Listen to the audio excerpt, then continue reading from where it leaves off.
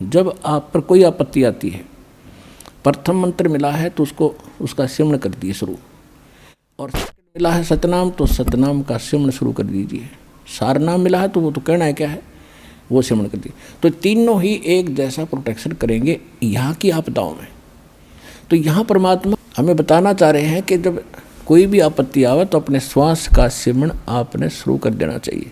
जैसे मौला बैठा मोर्चे और देखे जन की भेड़, भेड़ माने भिड़ंत, यानी किस तरीके से ये लड़ता है। जैसे एक सैनिक है और उसके पास बंदूक है, गन है, अब वो गन न छोड़ के और पत्थर ठाको मारने चल रहे तो किसा क्या कल है उसके अंदर। तो आपको ये नाम की एक बंदूक दे रखी है, हथियार दे रखा है इस काल के दूतों के साथ लड़ने के लिए। अब जब आपके ऊपर आपत्ति आती है, यम के दूत आते हैं, चाहे गरीबदास जी ने लिखा है कि वो परमात्मा आपकी हर गतिविधि देखता भक्त की, और आपको ये भी देखता है कि ये किस तरह से उनसे निपटेगा काल के दूतों से। कहते इन 4 दूतों की तो बात ही छोड़ो जो तुम्हें लेने आते हैं। अगर 12 करोड़ यम के दूत सामने खड़े हों और आपने एक सिमरण कर दिया, वो 12 करोड़ न्यों पड़ेंगे, जाके एक दूसरे के ऊपर उछलते भागते नजर आओगे, न्यों मैदान साफ कर जाएंगे। अब कहते हैं मौला बैठा मोर्चे, मौला माने वो परमात्मा, मौला बैठा मोर्चे देखे जन की भेड़। जो मोर्चे में भक्त बैठा है, यानी मोर्चा है हमारा काल का ही, उसके साथ हम लड़ रहे हैं, संघर्ष कर रहे हैं, भक्ति कर रहे हैं, सिमरण कर रहे हैं। और कहते हैं जैसे आपत्ति आती है उसमें अपना सिमरण शुरू करो दाता का, सब बातें भूल के। और वहाँ नो का हरी माँ मर गया बचाइए तो कहेगा भगत है वो। तो परमात्मा ये देखता है कि वहाँ आप कौन सा फार्मूला अपनाओगे, तो वो तरीके आपको यहाँ बताए जाते हैं। तो वहाँ एग्ज़ाम होगा त्रिकुटी बजा का आपका। तो यहाँ परमात्मा कहते मौला बैठा मोर्चा देखे जन की भेड़, आपकी लड़ाई देखता है, भिड़ंत देखता है, यो कैसे मुकाबला करता है।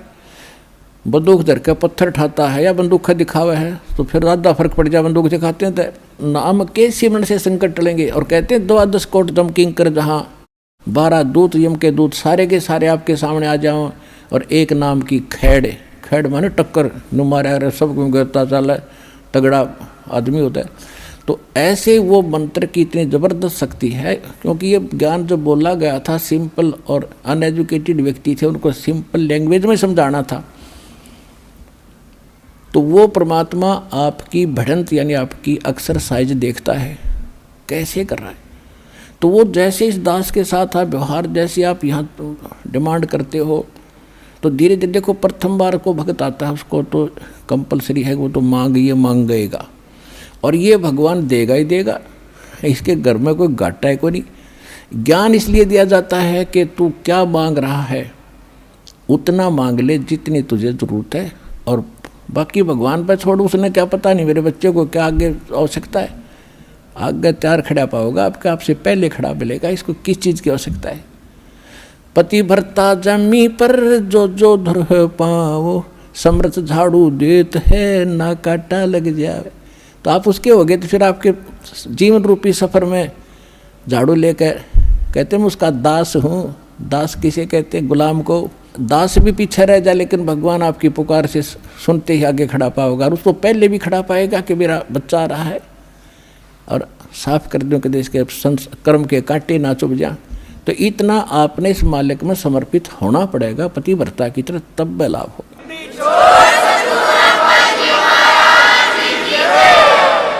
जब आप त्रिकुटी पर पहुंचोगे, अब जैसा भाव आपका यहाँ है, जैसे सोपन में भी फिर ऐसा ही करते हैं, जैसा आप अपने जागृत जीवन में कर रहे हो दिन में, ऐसा ही आपका फिर सोपन होगा। दिन में कोई केले बेचे रेडी लगा के बाजार में, वो करता ले 10 के 20, 10 के 20, 10 के 20, 8 के 20, 8 के 20, ऐसा नहीं मिलेगा। तो सपने में फिर वो नहीं बोलेगा ले 10 के 20, 10 के 20।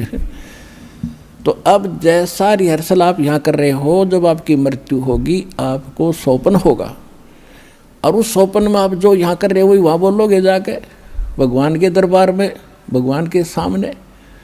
तो इसलिए पहले देखो, ये तो मालिक है, आपको टाइम देगा पूरा, आपकी उम्र बढ़ाओगा जब भक्ति नीत रखोगे तो, और तब तक आपकी यहाँ की संसारिक सुविधा भी सारी सेट कर देगा, क्योंकि उसको मालूम है ये जीव है।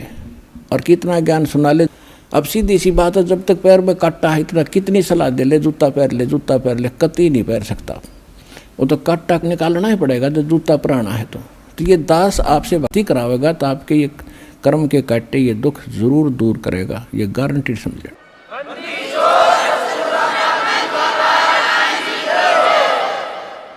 तो उसके लिए आपको धैर्य रखना पड़ेगा। धीरे धीरे रे मना धीरे सब कुछ हो, और माली सीते 100 घड़ा ऋतुआएं फलो। फिर गुरु मानुष कर जानते ते नर कहीं है अंध, ओ है दुखी संसार में फिर आगे काल के फंद। परमात्मा आपको तिरकटी पे मिलेंगे, वहाँ जाते ही आप समर्पित हो, जैसे दंडवत करोगे तो देखोगे मुँह की तरफ, और परमात्मा जिधर जाएंगे आप पीछे पीछे वहीं भाग लोगे, वहीं साथ जाओगे। तो वहाँ आपको धर्मराज के दरबार में ले जाया जाएगा, गेल जाएंगे दाता साथ में इस दास के रूप में। भाई कर ले गुरु वकील मुकदमा भारी है। परमात्मा सब तरह की सलाह देते हैं कि गुरु आपके एज एडवोकेट का भी काम करेगा उस धर्मराज या न्यायाधीश के दरबार में, जो यहाँ का चीफ जस्टिस है एक ब्रह्मांड का। तो वहाँ साथ जाएंगे दास के रूप में परमात्मा, और उनको कहेंगे कि सर निकालो गीता अध्याय नंबर 18 के श्लोक नंबर 66 को।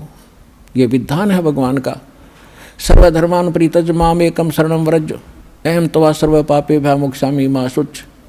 वो किताब खुल जाएगी गीता वहीं पर कि इस तेरे भगवान की बोली हुई है ये, इस ब्रह्म की।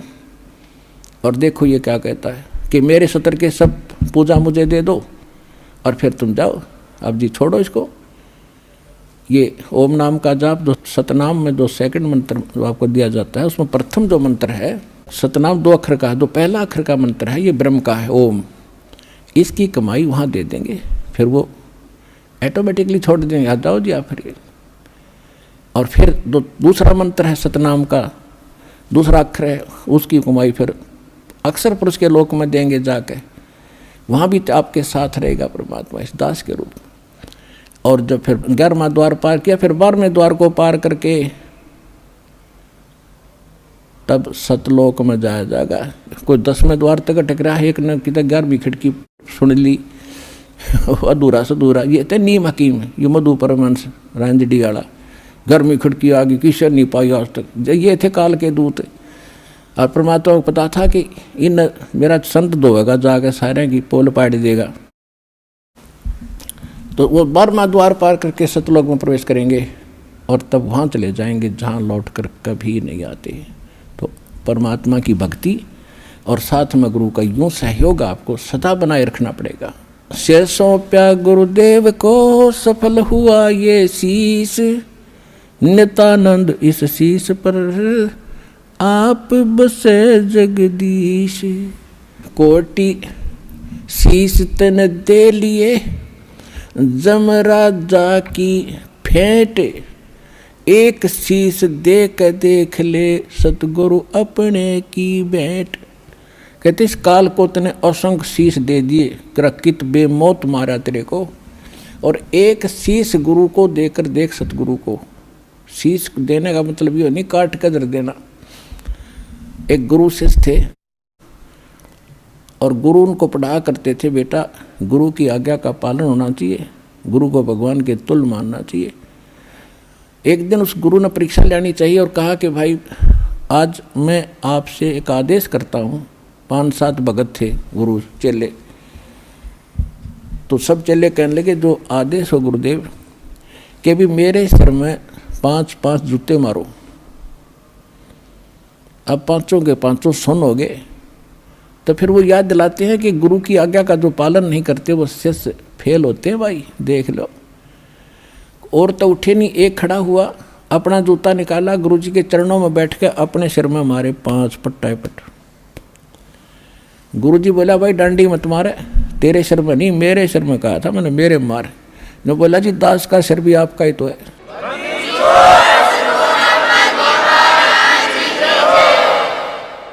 तो उस विवेकशील चेले ने कहा जी ये दास का शीश भी तो आपका ही है। तो कहने का भाव ये, आपने ऐसे समर्पित और विवेक से होना पड़ेगा, तब गुरु बिना आपका मोक्ष नहीं। और गुरु आपको मिल गया, आप कल्याण कराओ, अपने परिवार को लाओ, और जहाँ तक संभव हो सके इस ज्ञान को फैलाओ। बहुत बड़ा परोपकार होगा आपको, विश्व का कल्याण होगा। बोलो सतगुरुदेव।